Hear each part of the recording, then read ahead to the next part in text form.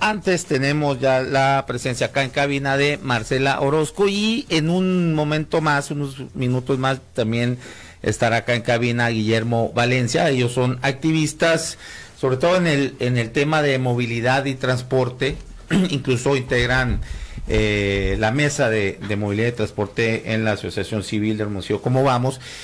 Y que bueno, estuvieron pues dándole duro ahí insistiendo ante el Congreso del Estado para que la Ley General de Movilidad y Transporte pues fuera una ley adecuada acá al Estado y que fuera bueno, que sirviera, ¿no? Que cambie toda esta inercia que tenemos. Por ejemplo, aquí decía la semana pasada que aquí estuvieron también Marcelo Orozco y Hugo Moreno Freirin, y hablaban de unas estadísticas como que somos el tercer estado con mayor muertes por accidentes de tránsito, y Hermosillo es la segunda ciudad por cada 100,000 habitantes, ¿no? La segunda ciudad con mayor decesos por accidentes de tránsito. Entonces, bueno, es que evidentemente es una ciudad que no está diseñada para el peatón o el ciclista, en fin. Entonces parece esta ley, esta ley, según los especialistas en esta materia de movilidad y transporte, pues no va a servir de mucho, una ley fast track, donde no tomaron en cuenta a las opiniones, las recomendaciones de especialistas como ellos, y no solamente como ellos, también en Obregón, en varios municipios que supuestamente hicieron estos parlamentos abiertos, y digo supuestamente porque le dedicaron muy poco tiempo, pues hicieron caso omisos a las peticiones y a las recomendaciones. En fin, bueno, nos vienen a hablar, el martes el martes se aprobó en una sesión larguísima, se aprobaron estas leyes de movilidad y transporte, y bueno, pues como le dio la gana, quedó, y para eso vienen aquí a cabina a hablarnos más, a explicarnos más a fondo pues de qué trata o qué no trató esta ley. Muchas gracias, Marcela Orozco, por estar de nueva cuenta acá. Gracias, Aarón, gracias a las personas que nos escuchan y por el espacio aquí. Como bien mencionaste, lo más lastimoso de la publicación de la ley es que fue hecha al vapor, fue un proceso rápido en el cual la participación fue pues muy apurada, ¿no? O sea, sí se hizo una invitación hace unas semanas, sí, a dar observaciones, ¿no? Pero en realidad, de hecho, mira, te digo... ¿Cuánto duró, por ejemplo? El proceso duró, pues, realmente 3 semanas en total, desde que se invitó hasta la publicación, hasta este día, ¿no? No, digo, pero la reunión en que... Mira, el 14 de diciembre se cumplió 1 año de omisión, sí, legislativa, ¿ok? Luego, el 21 de noviembre es que nos invitaron y nos dijeron, miren, aquí existe este dictamen. Este 21 de noviembre de 2023. Okay. La ley general de movilidad, o sea, la ley general en el diario oficial de la Federación, la ley general de movilidad y seguridad vial, se publicó el 17 de mayo de 2022. O sea, entonces se cumplió más del año. Más del año de omisión legislativa. O sea, todavía, hubo un plazo. Se tenía que haber publicado para el 14 de noviembre de 2022, lo cual no pasó. Se llevaban a cabo en los famosos estos parlamentos abiertos. No, o sea, de hecho, como Sociedad Civil Hermosillo, como vamos, organizó un foro, se les entregó, se invitó al Instituto de Movilidad y Transporte, se invitó al Congreso para que estuvieran presentes y se les entregó un documento con las recomendaciones del foro, ¿no? Sí. De lo que se llevó a cabo ahí, pero eso fue algo organizado totalmente por Sociedad Civil. Okay. ¿Y ahí quién era el director? ¿Ya estaba Carlos Sosa o todavía estaba Lirio del Castillo? Ya estaba todavía Lirio del Castillo. Okay. Pero luego, cuando entró Carlos Sosa, a él se le invitó a la mesa de movilidad y él acordó que el proceso que se llevaría a cabo sería como lo propuso Hermosillo. Como vamos, a invitación del Congreso, ¿no? El Congreso, sí, dijo, oye, no sabemos cómo hacer el proceso, ¿qué sugieres? ¿Cómo le hacemos? Entonces, Hermosillo, como vamos, no nomás es que mencionaron el martes, ¿no? Hicimos el Parlamento abierto como Hermosillo, como vamos, sugirió, que eran 5 mesas. Pero en realidad no era nomás sugerir 5 mesas, era un tiempo dado a el proceso, ¿no? No podía hacerse en 3 semanas, o sea, no era nomás hacer mesas en de 2 horas cada una. O sea, en un total de 6 horas. ¿Por qué? Porque se encimaron 4 mesas, ¿no? Por eso eran un total de 6 horas. Entonces, en realidad fueron 10 horas si las quieres desglosar, ¿no? Okay. Pero es muy poco. Sí, y de hecho, después de eso, no sabemos qué pasó. O sea, llegamos al martes, a este martes, y se aprueba la ley, pero no sabemos en realidad las sugerencias que se hicieron en esas mesas, que personalmente yo no participé, la mesa de movilidad decidió no participar en conjunto, y porque no el proceso que habíamos en la última esta la única invitación es a esas reuniones que le llamaron ellos, que fue el Parlamento Abierto, pero no Parlamento Abierto. Entonces no ustedes no asistieron. No. Y Claudia Burs, que es la presidenta de la Comisión de Movilidad y Transporte y presidenta también del Congreso del Estado, sí, aseguró que habían tomado sus recomendaciones. Así es. Dijo que habían hecho en conjunto la armonización de esta Ley General de Movilidad y Transporte, en conjunto con ustedes, con Hermosillo. ¿Cómo vamos? Sí, es una mentira. Pues es que tomó parte de, es un a medias, ¿no? Es un enunciado a medias. ¿Por qué? Porque sí tomó la recomendación de las 5 mesas, pero no, o sea, tenía una línea de tiempo, un cronograma que se tenía que llevar a cabo, y también no era nomás en Hermosillo, ¿no? Como bien dijiste, hay más municipios, ¿no? Aparte de Hermosillo, y en realidad no fue un proceso que estuvo bien comunicado. Al día de hoy el decreto que tuvimos, o sea, tampoco fue publicado, la ley ahorita todavía no la conocemos exactamente, más que esa presentación que hubo en el Congreso. O sea, todavía no se publica. Yo no tengo el documento de la ley, o sea, el dictamen, nada. No, el dictamen pues sí, pero no sabemos qué cambio se le hizo, qué reforma se le hizo. Hubo varias reformas, hubo unas reformas que sugirió, creo, Movimiento Ciudadano, y al parecer se aceptaron, pero yo no sé exactamente qué pasó con eso. Y también hubo ciudadanos que sí participaron en esos días, ¿no? Y que sí entregaron sus observaciones, y yo quisiera saber cómo es que las integraron, porque no hay un seguimiento a eso, ¿no? Como te digo, no hubo un proceso de validación, nomás fue una invitación a unas presentaciones y al final sugerencias de las personas, y tenías la oportunidad de entregar por escrito tus observaciones, pero ese no era el proceso sugerido, ¿no? Y al que se había acordado.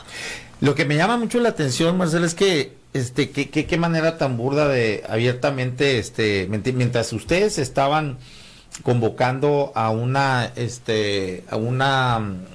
manifestación en bicicleta y también caminando, pues Claudia Burs declaraba que se había hecho en conjunto con el museo. ¿Cómo vamos esta ley? Esa es una. Y lo otro, por ejemplo, vi también gente que hicieron estos parlamentos abiertos de Obregón, Navojoa. Sí. No recuerdo si alguien no recuerdo si fue en Obregón o Navojoa, pero le pedía este señor que por lo menos fueran 120 días, pues para alcanzar pues a dilucidar bien, a discernir lo que era la ley, a que las propuestas fueran estudiadas, aceptadas o rechazadas, y integrar lo que servía, ¿no? 120 días se estaba pidiendo, y bueno, a la siguiente semana ya estaban votando la ley a favor, ¿no? Sí, o sea, eso no fue como estuvieron cerrados a esas peticiones. Ya estaban dadas las fechas, como te digo, ese día 21 de noviembre nos presentaron una agenda, nos dijeron cuándo se iba a presentar en comisiones, cuándo se iba a aprobar la ley. Mostraron esa agenda muy rápido, la quitaron, pero yo le alcancé a tomar foto, ¿no? Y varias personas ahí de la mesa, de los que fuimos invitados, pero ya estaba decretado, pues, por así decirlo, ¿no? Ahora, ¿qué sigue? Yo sí quisiera hablar de lo que sigue, ¿no? ¿Qué podemos hacer? O sea, hace falta que la ley la complementen ciertos reglamentos. Entonces, a los cuales, a partir de la publicación, según lo que nos presentaron ese 21 de noviembre, se van a dar 180 días para que ciertos reglamentos y leyes se reformen para, como quien dice, hacer caso a lo que dice la ley de movilidad, ¿no? Entonces, por ejemplo, la ley de ordenamiento territorial se tiene que reformar, que la verdad la ley de ordenamiento que tenemos aquí en Sonora es muy buena. O sea, si de verdad se siguiera, ya tuviéramos una buena movilidad en las ciudades, porque sí habla de la cercanía que debe haber, ¿no? Para que las personas caminen, pero en realidad lo que pasa es, y el error que le vimos a la ley, es que no es incisiva, da responsabilidad específica a quién debe hacer las cosas, cómo se deben hacer, presupuesto específico. No da responsabilidad. No da responsabilidades, lo dejan, hay ambigüedad, lo dejan al aire, es opcional, así como que podrá, podrá, existirá, ¿no? En lugar de garantizará que todos puedan andar en bicicleta, ¿no? O sea, o un porcentaje, o no, o sea, cómo deben de ser las ciudades y cómo debe de mejorar, ¿no? El ambiente para que sucedan las cosas. No es específico, ¿no? Ese es el mayor problema. Aparte, pues ya hablamos de los otros que en la visita pasada. Pero, pues yo sí quisiera que al menos para arreglos y nuevos reglamentos y reformas que se les tengan que hacer a las demás leyes, pues ojalá que sí haya participación. Muy bien. Y estamos abiertos. Ok, damos la bienvenida también aquí a Guillermo Valencia, también integrante de la mesa, ¿no? De Hermosillo, ¿cómo vamos? De movilidad y transporte. Mira, bueno, abro con esto contigo, Guillermo, porque me han estado, ayer salió en una mesa de análisis aquí, no era el tema en específico, pero no recuerdo por qué salió el tema, y me llegaron algunos mensajes de este tipo que es Alejandro Castrejón. Me ha llamado la atención esto, Dice, buenas tardes, Aarón, un afectuoso saludo para Marcela Orozco, compañera de Mesa de Movilidad de Hermosillo. ¿Cómo va? Pues es que Alejandro también es integrante. Es integrante. Pregunta, ¿ya vieron que la CTM Sonora y su líder Javier Villarreal dieron su apoyo a la doctora Claudia Sheinbaum? Dice, luego, ¿qué tanto tendrá que ver lo operado por Lirio del Castillo y la nueva ley que tiene herramientas para retirar concesiones y entregárselas a quien guste? Bueno, ayer el mismo Alejandro Castrejón y algunos otros mensajes más me decían que la ley de transporte, porque son distintas, ¿no? De movilidad y transporte, la separaron ahí. Que la ley de transporte está dedicada precisamente para esto, para retirar algunas concesiones y entregárselas a la CTM. ¿Qué opinan de eso? Bueno, primero para mencionarnos que ahorita que hablamos de la movilidad y seguridad vial, la calle estaba invadida por camiones de carga, que me imagino acá es algo que se enfrentan acá ustedes a diario, pero es una de las cosas, ¿no? Acá donde está la bodega, la carnicería famosa. Entonces eso pues no está reglamentado, o si está, pues no se implementa. Pero no sé si ya lo tocaste, Marcela, pero... Tú habla de la ley de transporte, por favor. Claro, una de las grandes preocupaciones desde sociedad civil y desde los sectores expertos en transporte es realmente la reforma Fast Track que se hizo a la ley 149 del transporte, que se llevó a cabo el mismo día que la votación de la ley de movilidad. De hecho, se incluyó en el orden del día aparentemente de último momento y fue el último punto que se discutió. Y precisamente la preocupación viene de que esa premura con la que se aprobó la ley, pues no la entendemos porque la ley de movilidad, que se iba a aprobar sí o sí, cuyos tiempos nunca fueron negociables, pues abre la puerta a participar en la colaboración de las otras reformas, o al menos esos fueron los compromisos que autoridades de primer nivel del gobierno pues hicieron con el activismo. Entonces nos sorprende la manera en que la ley de transporte se metió en el orden del día del Congreso de la sesión del martes para ser votada. Entonces esa es la verdadera reforma Fast Track que estamos señalando a la ley del transporte. Y pues entre otras características que tiene esa ley, pues seguramente hay muchos cambios que van a afectar directamente a los usuarios, a los transportistas, a los empresarios incluso, y ahí los podemos constatar. Esa ley ni siquiera se socializó públicamente. Nosotros tuvimos acceso al dictamen porque estuvimos tocando la puerta de la comisión y solicitando la documentación, pero esa reforma es la verdadera reforma, digamos, la de transporte. Y realmente, Aarón, en realidad lo que se busca, ayer platicaba con compañeras de la Ciudad de México y les sorprendió lo que pasó con esas dos leyes, ¿no? Dicen, oye, si la reforma urbana y todo el tema de movilidad tiende a ya no hablar de transporte, o sea, se tiene que hablar de movilidad con el transporte integrado, ¿no? O sea, eso es lo que debería de pasar, aunque sí, pues obviamente Sonora es libre y soberano y podemos hacer, ahorita se da libertad, ¿no? Que si gustas reformar cualquiera de las leyes que están en el abanico de la movilidad para que acaten lo que dice la ley general, eso sí se habló, se puede hacer, pero en realidad lo que se busca es que se fusionen los temas, ¿no? Y que se hable de movilidad integrada. Sí, nos parecía, bueno, a mí personalmente y a muchos integrantes de la mesa nos parecía como un despropósito. ¿Para qué acelerar la aprobación de la ley de movilidad, abriendo la puerta a reformar las otras tan apresuradamente? Entonces es como... La preocupación es cómo vamos a lograr desde la sociedad civil, desde la ciudadanía, desde los interesados, vaya, porque transportistas también, cómo van a lograr esas reformas posteriores y en un lapso de los 180 días naturales, cuando desde 1 año y medio se venía trabajando, o entre comillas trabajando en esa construcción de esa ley. Entonces me parece como un poco de despropósito y pues no sabemos cuáles realmente hayan sido las motivaciones para reformar la ley del transporte tan apresuradamente, ¿no? Pues bueno, según lo que Alejandro Castrejón y te digo ayer varios mensajes, pues es eso, que lleva dedicatoria para la CTM. ¿Ustedes ven algo así en específico o...? Yo no sé lo que pasa en Transportes Cerradas, la verdad, desconozco y ya son otros temas, tal vez Alejandro sabe un poco más de eso, pero... Mal pensado, sí hubo cambios en cuanto al número de concesiones que se otorgan y a quién las otorgan y quién las otorga, ¿no? El Instituto del Transporte, digamos, es el que va a estar facultado para otorgar concesiones. Me parece que... Debería estar mejor regulado. Que 5 concesiones si eres una persona moral, 1 concesión si eres una persona física. Por ahí también se abre la puerta a la cuestión de la publicidad en el transporte público y es una cuestión muy amplia, muy ambigua. Entonces, publicidad electoral o propaganda electoral en el transporte público no se deja claro y el Instituto de Movilidad y Transporte es el que regulará eso.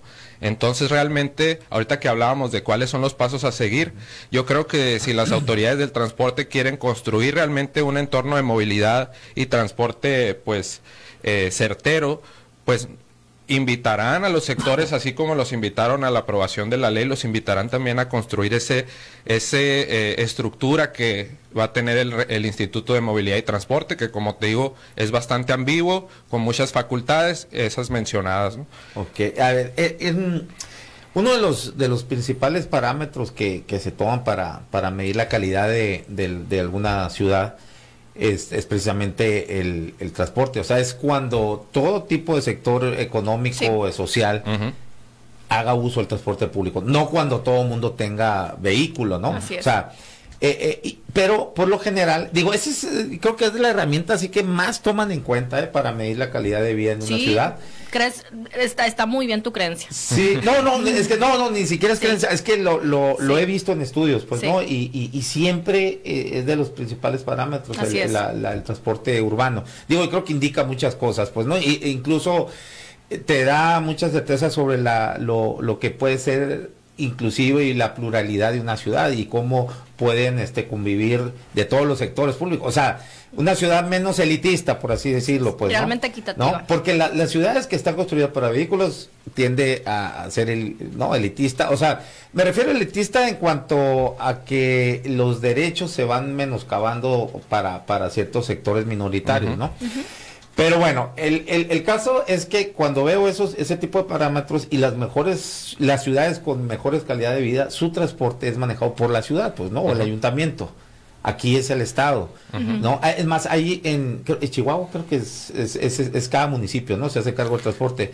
Chihuahua llegó a ser, o sea, la ciudad de Chihuahua llegó a ser ejemplo a nivel nacional de, no sé cómo andar ahorita, pero te estoy hablando hace 10, 12 años, era ejemplo de cómo se mueve el transporte urbano, ¿no?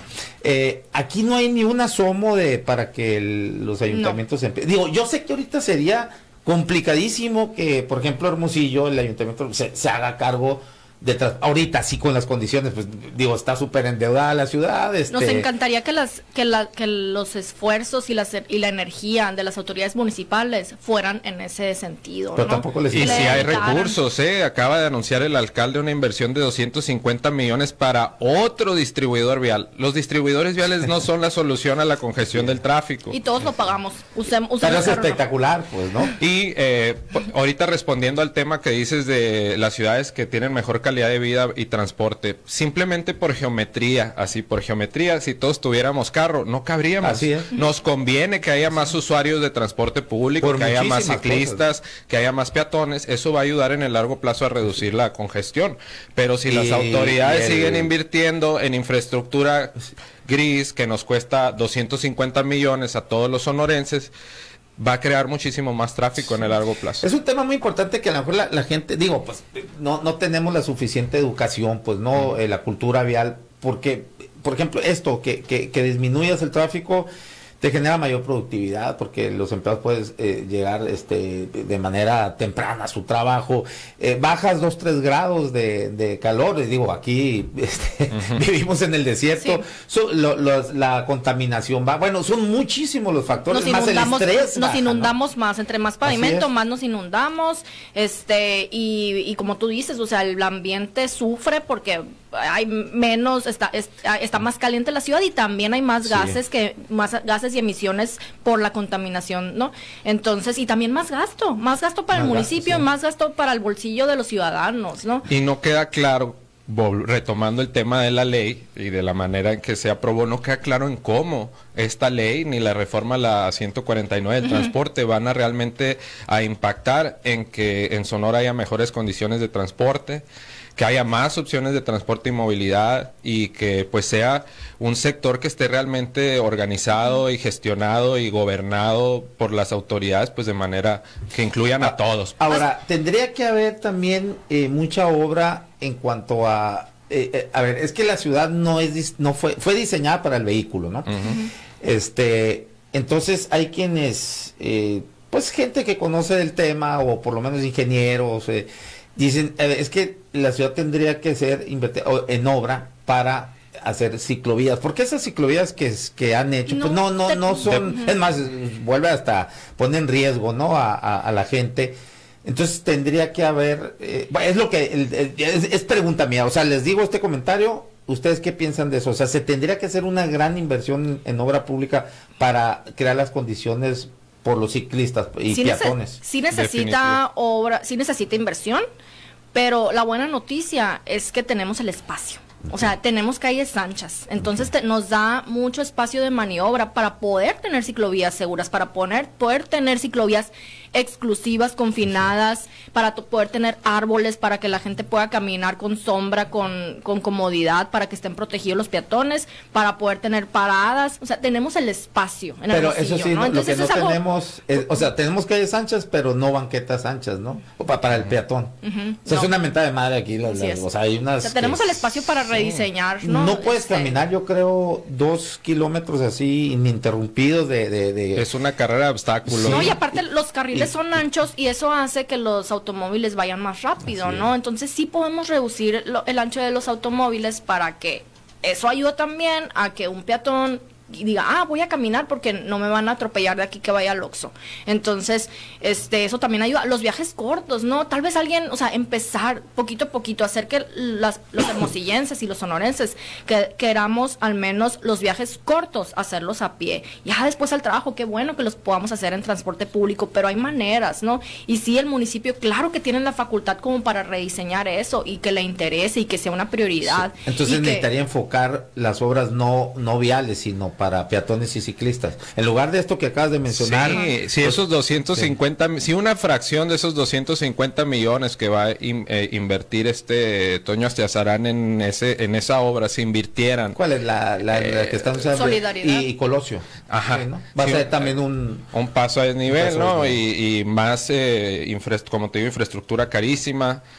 Si una fracción de eso se destinara a los moches, al desarrollo de ciclovías o al desarrollo de mejor infraestructura para todos tipos de movilidad, yo creo que eso mejoraría o disminuiría más el tráfico. Cumplir su reglamento de construcción simplemente. El reglamento de construcción de la ciudad de Hermosillo dice que todas las calles deben de ser aptas para los ciclistas. Si no tienes por qué, si quieres un ciclista, no lo tienes por qué mandar a otra calle para que tenga el sentido al cual tiene que ir. O sea, todos tienen que poder circular en ambos sentidos con ciclovías seguras y eso lo dice el reglamento de Hermosillo. Todos los ciclistas deben andar por todas las calles. Mira, aquí te voy a leer un comentario que es Bueno, a mí me parece que es algo pobre el argumento y quizás un mito. Ustedes que son los especialistas en esto me dicen si sí o no es un mito.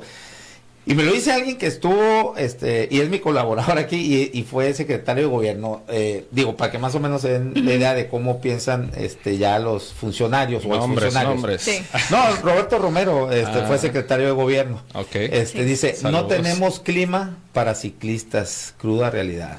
En Noruega tampoco, Exactamente, es lo donde que te iba a nieva decir. mucho. En Phoenix, en Tucson, tú cuando vas a ciudades que comparten el mismo clima, lo invito ahí a Roberto que agarre una bici y hasta más fresco te sientes. El clima de pues. Nueva Inglaterra, Nueva York, Boston, es el peor verano, el más húmedo, Y un y un friazo, friazo horrible, o sea, tampoco son climas, pero, o sea... Lluviosos en Ciudad de México. Yo te digo, no tenemos clima para automóviles, no tenemos clima para seguir calentando la ciudad, no tenemos clima para seguir pavimentando, para seguir aumentando nuestra temperatura, no tenemos clima para no tener árboles y para tener tanta contaminación, para tener Es un tanto mito. polvo. Sí, es un mito que el clima sea para Una mucha limitante, gente sí. quizás sí, porque es mucha gente que no ha experimentado lo que es llegar a un lugar en 10 minutos en bicicleta en lugar de media hora en el carro, o en 15 minutos caminando en lugar de 30 en el carro. Y sí tenemos ciclistas en Hermosillo, entonces sí hay personas que se trasladan a su trabajo exacto. En bicicleta,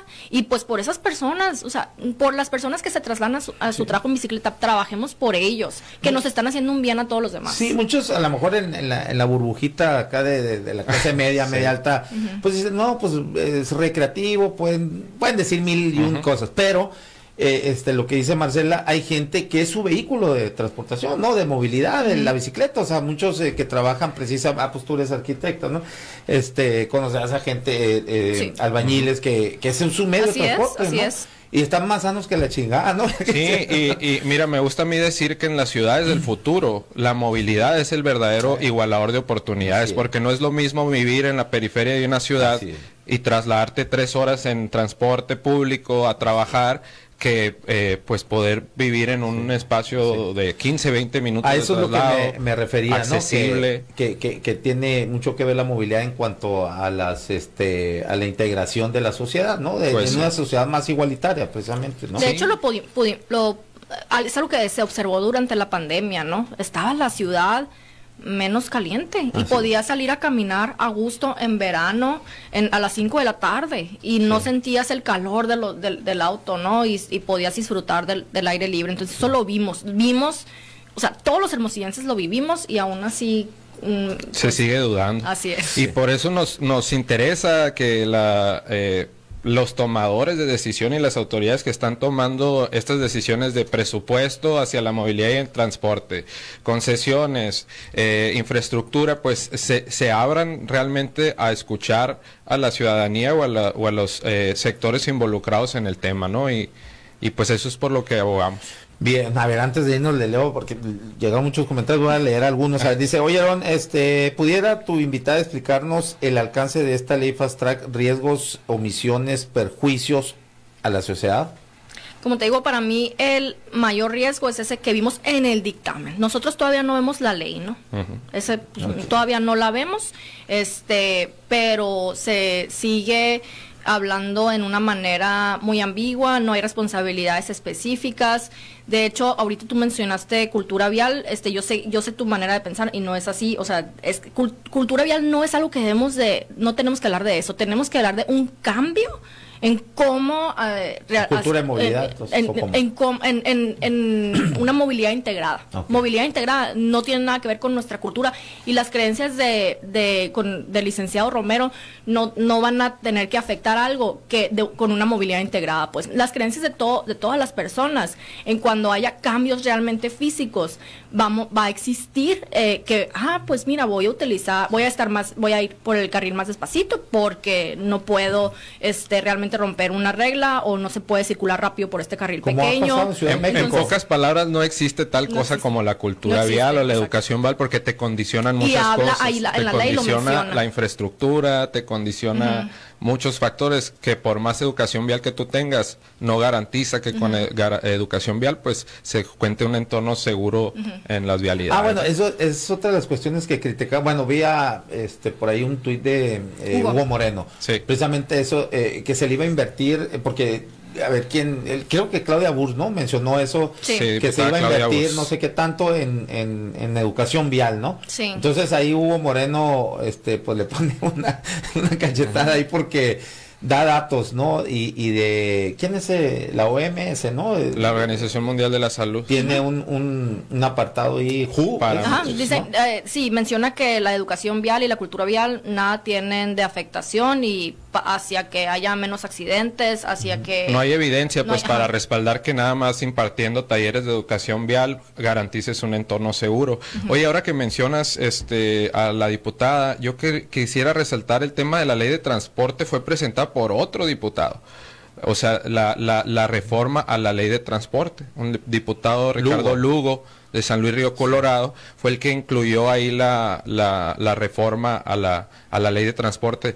Pero volviendo a lo mismo, a las formas, el diputado Ricardo Lugo, pues no recuerdo que haya convocado tampoco a mesas de trabajo para trabajar en esa ley, digamos, fast track. Entonces es también un llamado a las autoridades del transporte y a los que están ahí en la toma de decisiones a que se abran a las recomendaciones, a las propuestas del sector civil, que son se trajeron, me parece, a ejecutivos de Uber o de multinacionales de la Ciudad de México a validar una ley. Sí, sí. Pero pues esas transnacionales como Uber son las primeras en ampararse de las leyes estatales porque ellos pues no conocen Sonora.